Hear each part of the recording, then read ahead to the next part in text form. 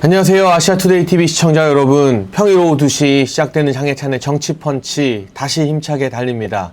오늘은 우리 아시아투데이의 주필인 고성국 박사님 모시고 어제 헌법재판소에서 있었던 윤석열 대통령님의 절절했던 최후의 대국민 호소문, 최후 변론에 대한 이야기 짚어보도록 하겠습니다.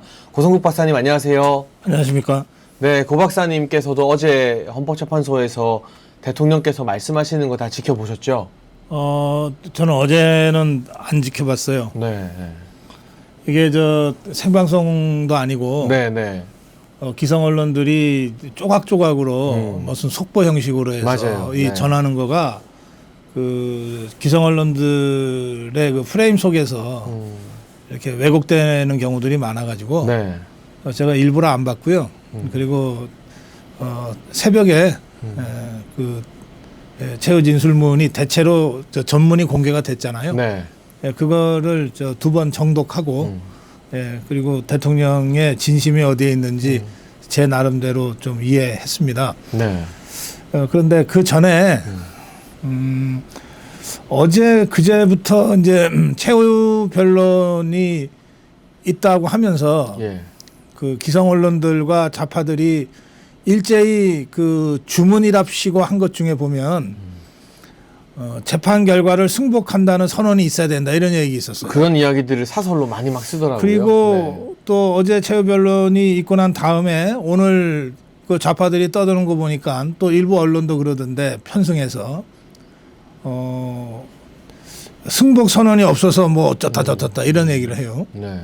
그래서 우리 이 장혜찬 앵커도 재판 여러 개 받아보셨잖아요. 그럼요. 네. 재판 받을 때 승복합니다라고 먼저 얘기하고 합니까? 그런 경우 없죠. 그러면 네. 선고한 다음에 승복하겠습니다라고 최후 변론에서 뭐 얘기해요? 그렇지도 않죠. 그럴 기회나 그럴 절차 자체가 없죠, 사실은. 아니 왜 유독 대통령한테만 그걸 요구합니까? 아니 저는 이 승복 이걸 갖고 시비 거는 걸 보고 저 종북 주사파들이 제일 잘 알겠구나. 이 재판이 얼마나 불공정하다는 거를. 네. 하도 개판으로 재판을 진행을 해놓다 보니까 누가 봐도 야 이렇게 해서 파면이라도 결정을 하면은 이거 대통령이 승복하겠냐? 지것들도 아는 거예요. 그러니까 미리 승복해야 된다고 프레임을 또다시 친 거거든요. 그런데 그 8년 전에 박근혜 대통령 그 아주 불공정한 재판을 받아서 파면이 됐는데 네. 그때 박근혜 대통령은 재판 자체를 너무 불공정하니까 거부해 버렸어요. 그랬었죠. 네. 거부했습니다. 재판 자체를. 그러나 결과가 나온 다음에 승복 안 할 도리가 있나요? 결과가 나온 다음에는 승복하고 대통령 자리에서 내려왔고 감옥에 가서 4년 9개월 동안이나 갇혀 있다가 나왔잖아요. 네. 그러니까 법치국가에서 승복이라는 거는 그건 진짜 참기름 같은 거랑 똑같은 거예요. 하도 가짜가 횡행하니까 진짜 찾는 거지. 참기름이 진짜 아니에요, 원래. 그렇듯이 재판에 임한다는 것은 승복을 전제로 하는 겁니다. 네. 선거에 임하는 것도 선거의 결과를 승복한다는 걸 전제로 하는 거잖아요. 그렇죠. 안 받아들일 방법이 없으니까. 네, 심각한 부정선거가 있어서 우리가 한 거 할 때는 하더라도 네. 그렇지 않습니까? 더구나 대통령은 평생 법률가로 살아온 사람이에요. 그런 대통령한테 승복을 먼저 요구를 해요. 그리고 그 최후 진술에 명시적으로 승복한다는 말이 없다고 이걸 시비 겁니까? 이거는 그야말로 헌재 재판이나 또 지금의 그 이른바 내란죄 형사사건 재판이 말도 아니게 엉터리로 불공정하게 진행됐다는 것을 종북 주사파들이 스스로 자인하고 쥐가 찔려서 지 스스로 저렇게 얘기하는 것이다. 대통령이 어떤 결과가 나오든 저는 뭐 승복은 너무나 당연한 것이고 그리고 어제 최후 변론을 보면서는 저는 기각을 확신했습니다. 네. 예, 그래서 각하건 기각이건 저는 대통령 복귀를 확신하고 있는데요. 그런 점에서는 오히려 복귀 이후에 안정적 국정 운영에 대한 고민을 시작해야 될 때가 아니냐. 개인적으로는 그런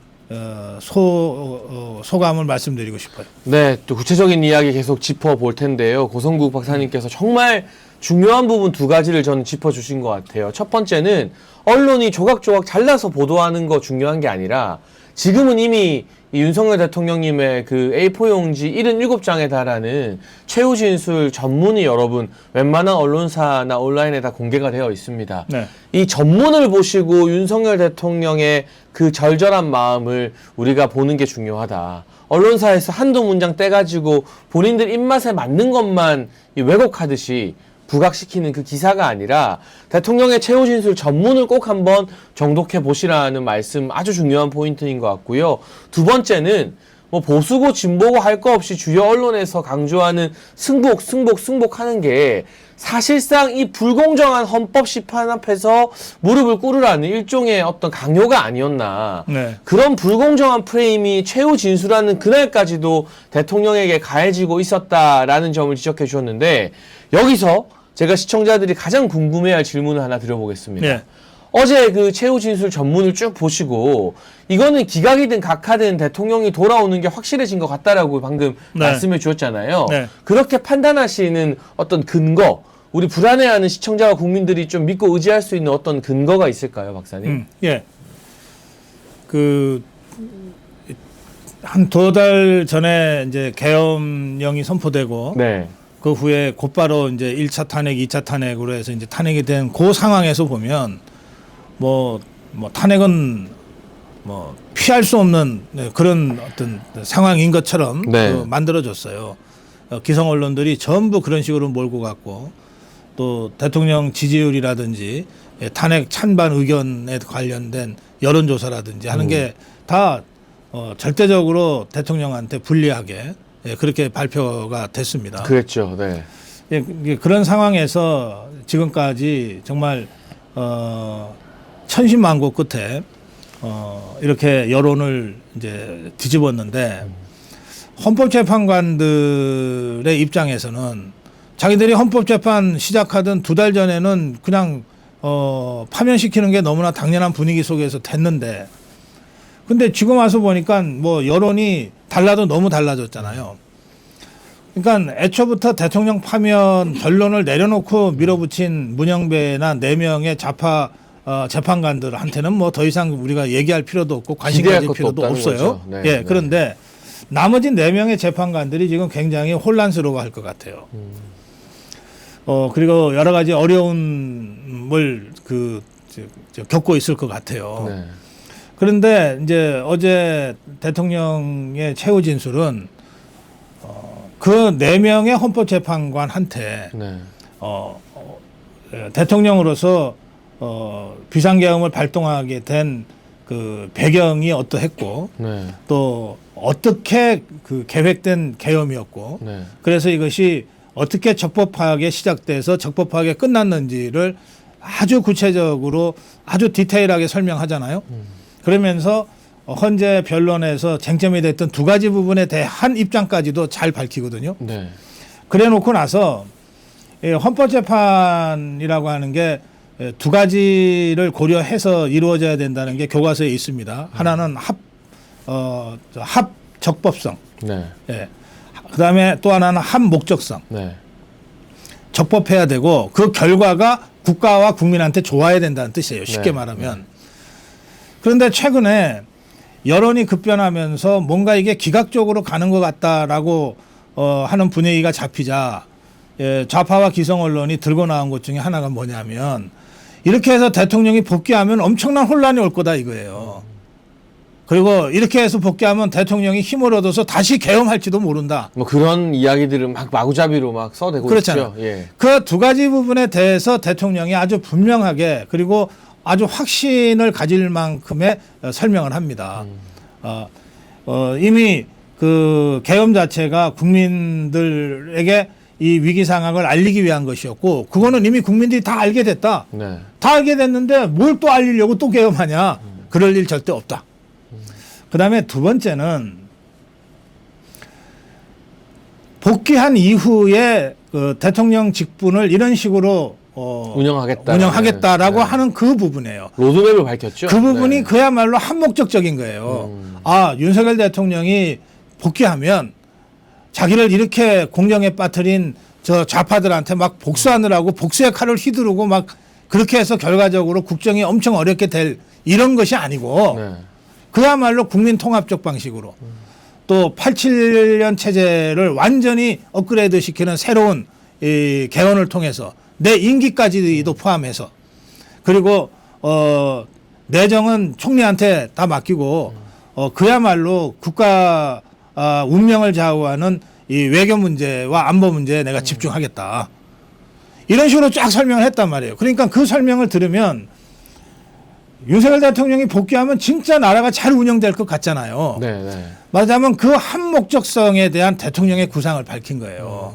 그러니까 대통령이 아무리 그래도 더불어민주당 종북주사파들의 그 반응이 웃기지 마라, 거짓말이다 이렇게 나오듯이 네.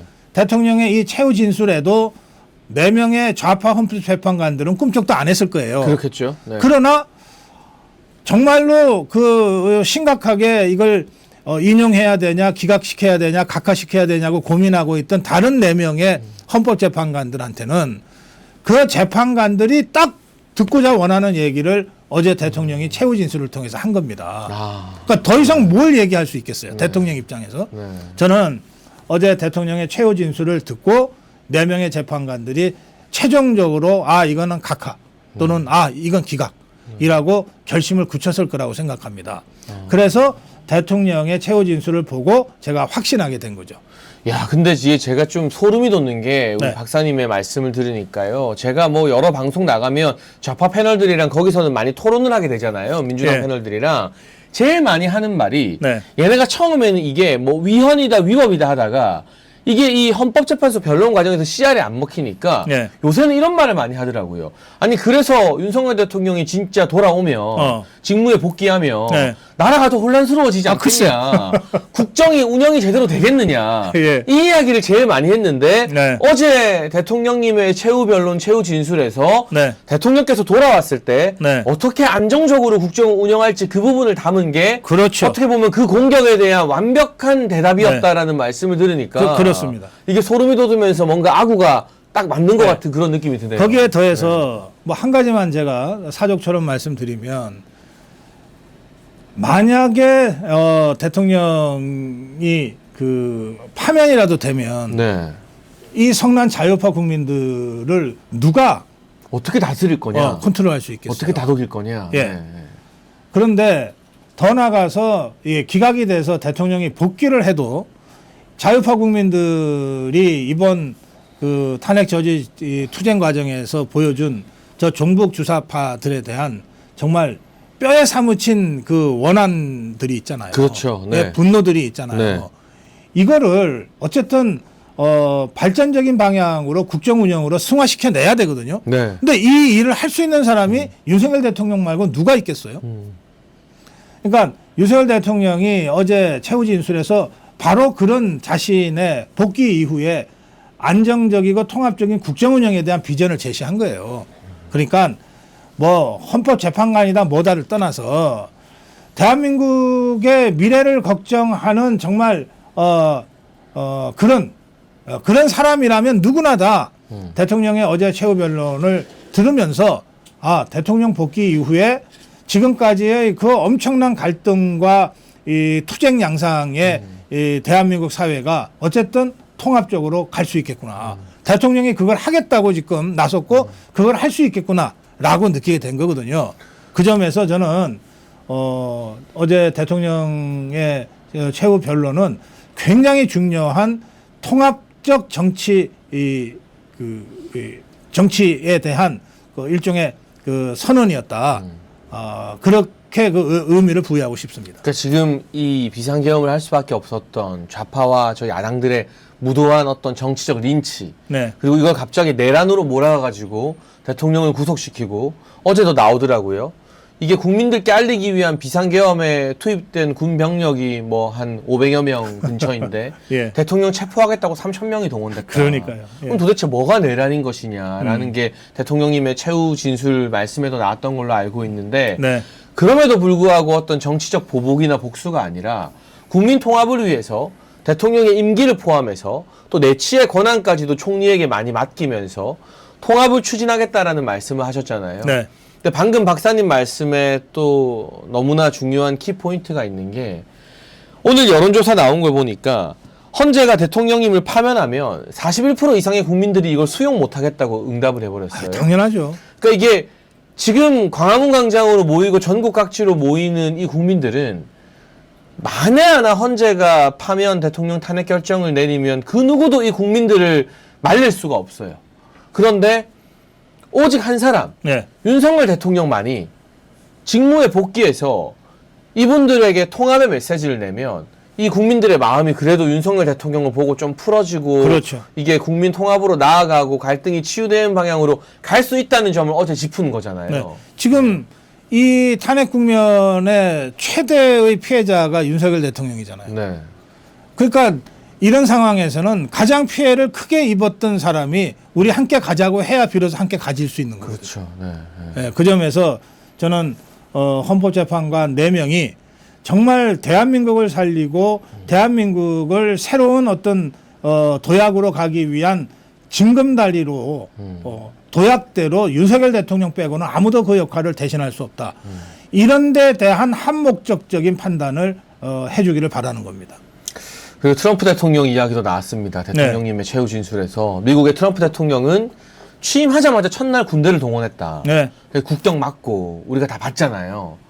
그런데 무엇이 비상사태이냐에 대한 판단은 각자 다를 수 있지만 대통령께서는 이 본인이 취임하기도 전에 당선인 신분 때부터 북한이 지령을 내려서 대통령에 대한 탄핵이라던가 이런 선전선동을 꾸준히 공작원들에게 지시를 하고 실제로 간첩들을 많이 잡았는데 대공수사권 박탈로 그 어떤 간첩도 이제는 제대로 수사하지도 잡을 수도 없게 된 상황 등을 쭉 열거를 하셨어요. 네. 그러니까 어제 대통령님의 그 한 70여 분간 이어진 최후 진술에서 간첩이라는 단어가 26번 등장했다고 하거든요. 네.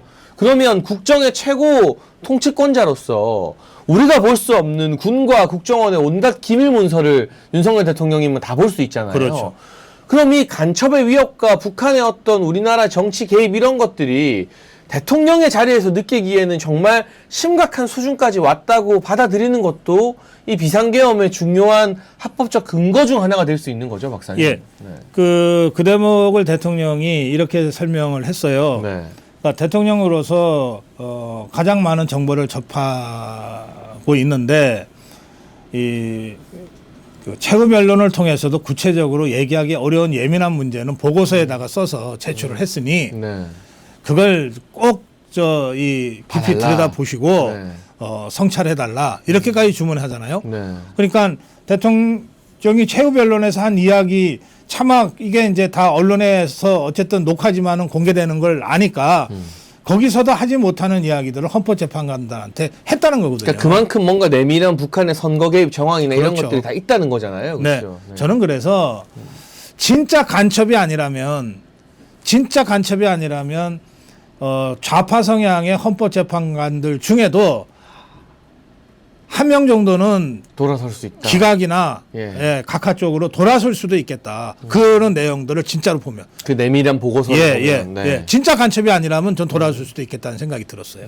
그 정도로 아마 우리 일반 국민들은 볼 수 없는, 상상할 수 없는 실제 이 대한민국 정치 개입과 선거 개입을 위한 북한 그리고 중국의 여러 공작과 관련된 정보들이 헌재 재판관들에게는 보고서 형태로 제출되었다고 하니까 네. 그 부분도 좀 꼼꼼하게 검토가 되고 필요하다면 언젠가 시간이 좀 지나서 우리 국민들에게도 네. 밝혀질 날이 있어야 된다고 보고요.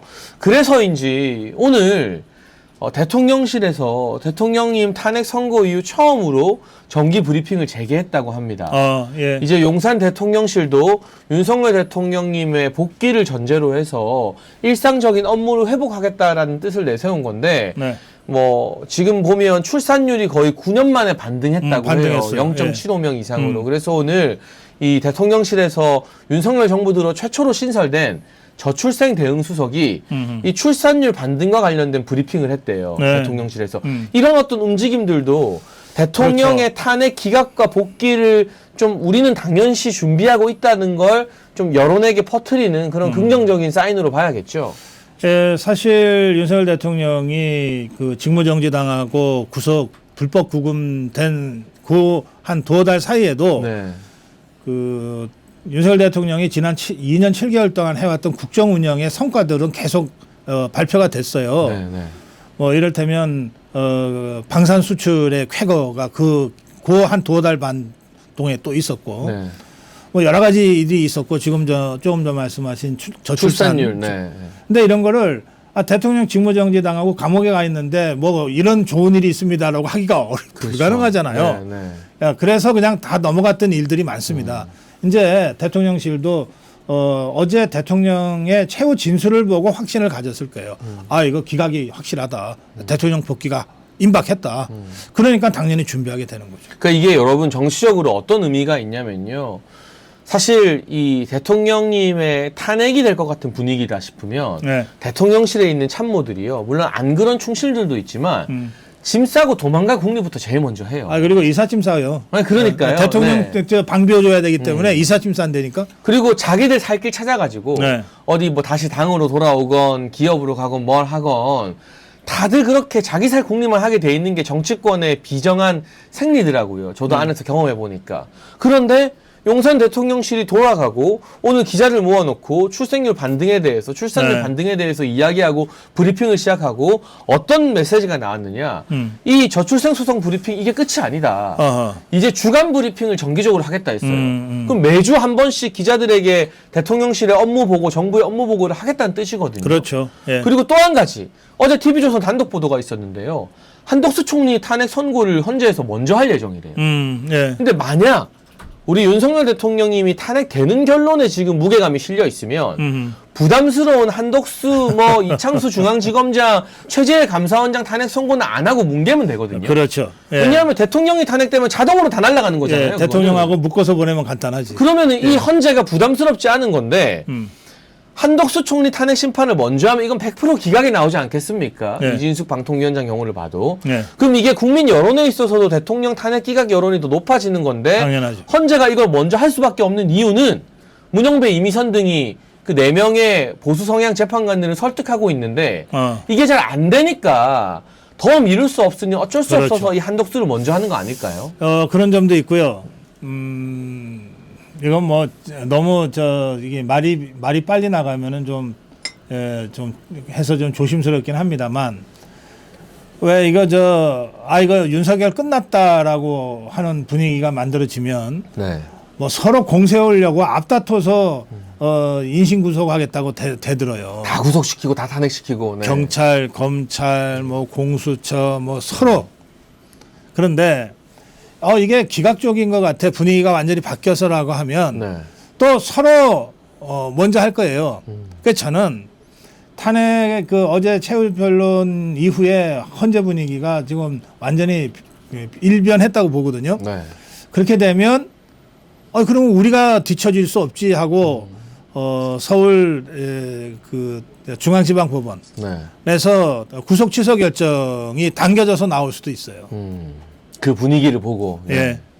어차피 의견서 열흘 안에 제출하라 했는데 대통령 변호인단은 그 다음 날로 다 제출했잖아요. 네, 네. 오늘 결정을 내려도 하나 이상할 게 없어요. 그렇죠. 네. 그러니까 서울 중앙지방법원이 굳이 이거 열흘까지 질질 끌고 가다가 헌재에다가 선수 뺏기고 할 이유가 없는 거죠. 저는 서울 서부지방법원, 서울 중앙지방법원의 네. 구속 취소 결정이 언제 나올지 사실은 모른다. 오늘도 내일이 나와도 오늘 나오거나 내일 나와도 이상할 게 하나도 없다. 그리고 그 사이에 또 어쨌든 공수처가 네. 서울중앙지법에 대통령님에 대한 여러 가지 영장을 신청했다가 네. 다 줄줄이 기각당한 걸 숨기고 서울 서부지법에 영장을 신청했다. 그렇죠. 결국 오동훈이 국회 나와서 거짓말한 것들이 예. 증거로서 낱낱이 다 그렇습니다. 확인이 된 것도 굉장히 큰 변수죠. 오동훈이 저거는 이제 뭐 빼도 박도 못해요. 저거는 이제 감옥 가게 돼 있어요. 현직 대통령을 불법 체포하고 불법 구금한 자인데 이거 그야말로 내란 수계죠. 그러니까요. 오동훈이는 뭐 그렇게 될 건데 사실은 서울 중앙지방법원 있잖아요. 네. 여기도 논란이 됐을 때 우리한테 영장 신청을 했었는데 우리는 이러이러한 이유로 기각했어. 라고 밝혔어야죠. 좀 제대로 빠르게 그렇죠. 예. 네. 이거 지금까지 그 입 다물고 있잖아요. 그러니까 그 중앙지방법원도 이 원죄가 있는 거예요, 지금. 이 상황에서는. 그러니까 이걸 빨리 덮으려면 자기들 그렇죠. 빨리 구속 빨리 결정을 해야지. 네. 예. 그렇게 해서 지금이라도 자기들 면피해야죠. 그래서 우리가 지금 한덕수 총리의 탄핵 선고가 대통령님 탄핵 선고보다 일찍 있을 것 같고요. 네. 그리고 윤석열 대통령에 대한 구속 취소가 네. 예상보다 이른 시기에 예. 네, 아마 조만간에 서울중앙지법에 어떤 결정이 있을지 모른다라는 전망까지도 박사님 통해서 들었는데요. 요거 한 가지만 더 짚어보고 예. 싶습니다. 윤석열 대통령이 돌아온다는 것을 전제로 우리가 이제 하는 상황에서 네. 돌아오시면 이 전반기 국정 운영과 관련해서 가장 달라져야 될 후반기 국정 운영 대통령님께서 이런 부분은 꼭 신경 쓰셔야 된다. 좀 어떤 말씀을 해주시고 싶으십니까? 예, 대통령이 어제 최후 변론에서 사실 그 정말 중요한 화두를 꺼냈어요. 네. 그게 뭐냐면 그 87년 체제를 더 이상 지속할 수는 없다. 이거는 제가 알기로는 대통령 출마 전부터 평소에 생각했던 이슈예요. 예전부터 고민하던. 예, 그건 그렇죠. 장혜찬 네. 앵커 잘 아실 건데. 네. 그런데 막상 대통령이 되고 나면 이게 우리가 국정 운영에 있어서 경중완급이라고 그걸 잘 네. 가려야 한다 그러잖아요. 그렇죠. 네. 그러니까 경중완급에서 제일 먼저 처리해야 될 거는 급이거든요. 네. 급한 일부터 처리해야 되는 거예요. 그러니까 중요하기도 하지만 워낙 급한 일이 한미동맹 복원하는 것 이런 거잖아요. 네. 그러니까 우선 그것부터 한 거예요. 그런데 대통령 생각에 진짜 중요한 일은 아마 87년 체제를 완전히 개비해서 업그레이드 시켜서 이제 우리 몸에 맞는 새로운 정치 체제를 구축하는 거라고 생각했을 거예요. 네. 근데 이거는 워낙 중요하지만 막 그렇게 시급한 건 아니거든요. 시간이 많이 걸리는 일이에요. 네. 또 정치권의 합의를 이끌어내야 되는 일이에요. 예, 그래서 개헌 문제는 어제 대통령도 임기 중반 이후에는 그 문제를 집중적으로 다룰 생각이었다고 하면서 이제 개헌 얘기를 했잖아요. 이거를 대통령이 내 임기 포함해서 내가 한번 다뤄보겠다고 한 거예요. 그러니까 엄청난 정치 선언이죠. 여기에 더해서 완전히 새로운 세력 교체까지를 그 어제 그 최호진 변론에서 포함을 시켰어요. 네. 그러니까 우리가 단순히 제도가 문제가 아니라 제도와 사람 모두가 다 문제였던 거예요. 그래서 제도도 완전히 새로운 제도로 바꾸고 여기에 맞게 사람도 완전히 새로운 사람으로 좀 바꾸자라고 하는 게 대통령의 실제로 가슴에 있는 생각 아닐까 싶어요. 이걸 하기 위해서 자신의 임기를 포함해서 모든 걸 할 수 있다고 해놓고 대통령이 맨 마지막에 뭐라 그랬냐면 만약에 그렇게 된다면 나로서는 영광스러운 일이다 그랬어요. 그러니까 이미 탄핵당해서 사실은 그 거의 지옥 끝까지 갔다가 지금 돌아오는 거 아니에요. 그렇죠. 네. 대통령한테 뭐가 더 미련이 남았겠으며 뭐가 더 겁나는 일이 있겠어요. 그러니까 정말 모든 걸 다 던질 수 있는 그 심정으로 복귀 후에 전국 운영을 한다면 수십 년 하지 못했던 새로운 체제로의 전환, 새로운 인물들에 대한 어떤 그 대거 수혈 이런 일들을 대통령이 좀 집중적으로 하는 그런 복귀 후 국정 운영이 되지 않을까 그렇게 저는 생각합니다. 그리고 이건 실제로 이번 탄핵 심판을 위해서 나온 이야기가 아니라요. 네. 박사님도 말씀해 주셨지만 윤석열 대통령님 대선 때 인터뷰나 이런 것들을 보면 뭐 소선거구제를 극복하기 위해서 그렇죠. 중선거구제 얘기를 이미 했었죠. 예, 중대선거구제 이야기를 이미 오래 전부터 구상을 하고 있었고, 그러니까 대한민국의 어떤 정치나 선거 시스템이 너무나 지금 성숙한 국민의식과는 동떨어져 있다. 이게 소수 기득권들의 자리 다툼이 되어버려 있다. 이걸 어떻게 전환시킬까에 대한 고민을 네. 대선 후보 당시부터 했고 그런 기록들이 다 남아 있거든요. 네. 그러니까 갑자기 튀어나온 발언이 아니다라는 네. 부분도 좀 제가 지적을 하고 싶고 말씀을 드리고 싶고 저는 이런 생각 듭니다. 제가 최근에 제 머릿속에서 떠나지 않는 이미지가 하나 있어요. 네. 바로 우리 윤석열 대통령님이 오동훈 공수처장한테 임명장 부여하는 그 사진이에요. 그러면 오동훈이 좋아가지고 입가에 막 웃음을 못 참고 있어요. 그 공식 사진에 임명장 받는. 그러니까 제가 그 사진을 얼마 전에 뉴스 기사에서 보고 예. 이 뇌리에서 지워지지가 않더라고요. 인사가 만사이지 않습니까? 그리고 대통령께서도 아마 80여일 동안 비상계엄 이후 인생에서 가장 힘든 시절이다라고 고백하셨는데 저 사진입니다. 지금 이 오동훈의 입가에 웃음이 띄어 있는 걸 여러분 보실 수 있을 텐데 대통령 권력에서 좋은 것만 바라고 몰려드는 저런 이 소위 말하는 기회주의자들, 기생충 같은 인사에 대한 그 어떤 말로 할 수 없는 인생이 담긴 고찰과 성찰을 대통령께서 지난 80여일 동안 하지 않았겠나. 이번이 이제 복귀하고 나면 진짜 조각이라고 생각할 수 있어요. 그렇죠. 네. 그러니까 대통령 취임하면서 1차 조각을 했는데 그때는 사실 국정 경험도 없는 상태에서 또 그렇게 그 많은 사람을 깊이 있게 판단할 수 있는 근거도 없이 그렇죠. 했잖아요. 그래서 한동훈이 같은 자한테도 기회를 주고 했잖아요.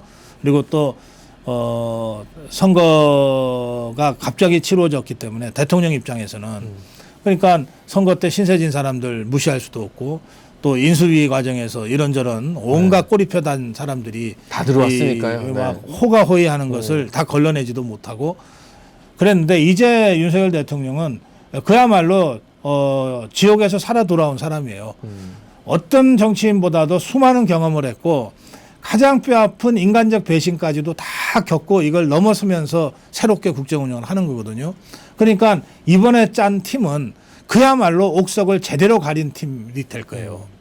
그래서 저는 지난 2년 7개월간의 전반기, 그걸 전반기라고 치자면 전반기보다는 앞으로의 후반기는 완전히 달라진 윤석열의 진짜 정치를 우리가 보게 될 것이다. 그렇게 기대합니다. 네, 그래서 오늘 고성국 박사님과 함께 대통령님의 최후 진술 그리고 이 탄핵 기각 전망에 대한 이야기까지 들어봤고요.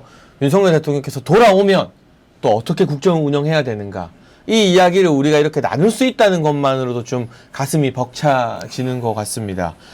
장혜찬의 정치펀치는요, 고성국 박사님 보내드리고 2부에서는 박민영 국민의힘 대변인과 함께 한동훈 자서전 오늘 출간했다는데 하나하나 정말 씹고 뜯고 맛보고 즐기면서 발굴해버리는 시간을 가지도록 하겠습니다. 오늘 1부 함께 해주신 고성국 박사님 진심으로 감사드립니다. 고맙습니다. 네, 감사합니다.